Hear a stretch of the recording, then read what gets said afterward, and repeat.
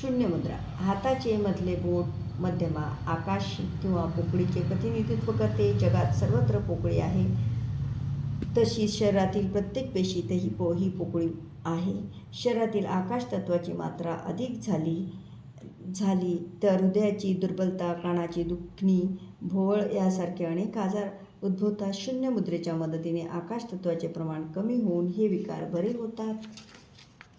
कृती: अंगठ्याच्या तळाशी मध्यमेचे टोक टेकवावे आणि मध्यमेच्या मागील बाजूवर अंगठ्याचे टोक हलकेच टेकवावे. परिणाम: आकाश तत्व घटते. लाभ: कानाची दुखणी त्वरित बरी होतात. कमी ऐकू येण्याची तक्रार नाहीशी होते. बहिरेपणा बरा होतो. झोप न येण्यावर उपयुक्त झोप येते. जन्मापासून असलेला मुकेपणा बरा होतो.